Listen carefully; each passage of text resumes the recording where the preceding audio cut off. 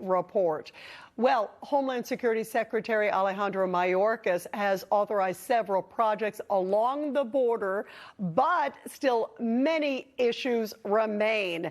And our next guest was just there at the border earlier this week, calling attention to a major crisis, especially with the issue of Title 42 still looming. California Congressman, or actually Georgia Congressman, Buddy Carter joins us now. How are you, Congressman?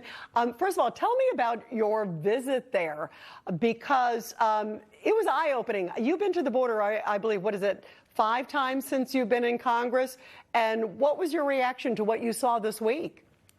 Well, unfortunately, I saw the same thing I saw a year ago, the last time I was down there. As you indicated, this is the 5th time I've been there in 8 years. And oh, by the way, Joe Biden has never been to the border, not as a senator, not as vice president, not as president. And if he could go down there and see what I saw and what we saw this week, I think it would change his attitude toward the way that he's approaching this. Right now, he is ignoring it, and by ignoring this situation down there, he is enabling people to come across that border. What we saw down there was, first of all, overcrowding. We saw overcrowding in all of the processing facilities, but we also saw Border Patrol agents who were overwhelmed. They continue to be overwhelmed. One of them put it this way. He said, it's like having a bucket at a fire hydrant. Don't bring me more buckets. Just turn the tap off. That's what we need.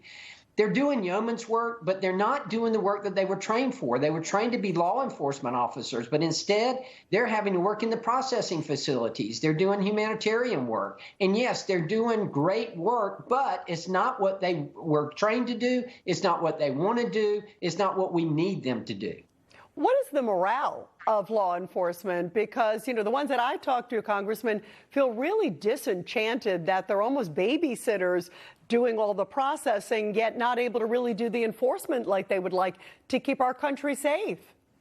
That's exactly right. They are, you know, again, I can't applaud them enough for the work that they're doing. They're persisting. They are continuing to do what they know they're supposed to do, but the morale is low, and they do get discouraged. You can see it. You can see it in their faces. You can feel it and hear it in the tone of their voice. But at the same time, I applaud them for the work that they're doing, because they are doing yeoman's work. You know, you talked about Title 42 and the issues at the border. How concerned are you that it is going to be a big old neon sign if and when Title 42 gets lifted? This administration keeps trying to lift it, even though obviously judges keep intervening. Right now, it's temporarily still in place. But there are reports that there are like 11 to 12,000 migrants just waiting on the other side of the border for when it gets lifted to come on in, and they could be there within a matter of hours. That's exactly right. What the agents told us is that right now they're having in the Rio Grande Valley sector, the sector that the busiest and the one that we visited, in that sector they have 8,000 to 10,000 encounters every week. They said you can expect that to go up to 18,000 to 20,000 encounters if Title 42 is lifted. And as you indicated, right south of the border, they are congregating, just waiting for Title 42 to be lifted so that they can come into this country. I mean, this is one of the worst humanitarian crises that is going on in the world today. How astounded are you that the Biden administration keeps pushing to try to get that lifted? You would think, you know, we're sending all this money to Ukraine. We're sending money for, you know, for security reasons over there. And yet here's our southern border, and they don't seem to be making any efforts for the security purposes there. And we know that a number of people on the terrorist watch list have gotten through. Absolutely. The agents let us know that during our visit. They told us we have caught a number of terrorists, of people on the terror watch list that coming across this border right here. I just wish that the Biden administration would pay as much attention to the southern border, our southern border, as they are to the Ukraine-Russian border. I think that would help us tremendously right there. But I can tell you, it is one fine mess right now, and unless we get it under control, because border security is national security. And real quick, I want to switch gears while I have you here, Congressman. The Democrats are expected to talk about legislation to restrict gun ownership in the wake of Uvalde. I want to hear your thoughts on that, and also what President Biden was saying this week.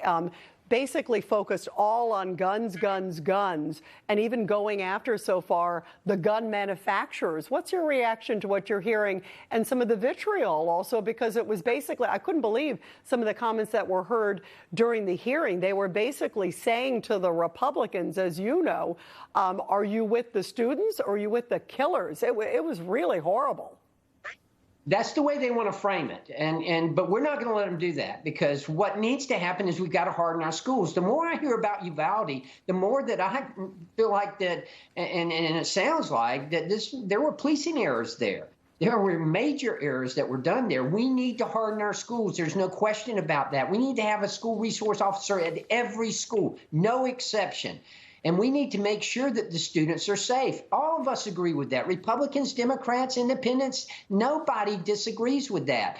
But going after the guns only, without hardening our schools, without making sure that we are treating mental illness, that's going to be a big mistake. And that's why this administration is so tone deaf. They just don't get it. Yeah, there are so many layers to this. I agree. And they are just laser focused on one thing. Congressman Buddy Carter, great to have you here and get your perspectives. You got to come back on again soon. It was wonderful to have you.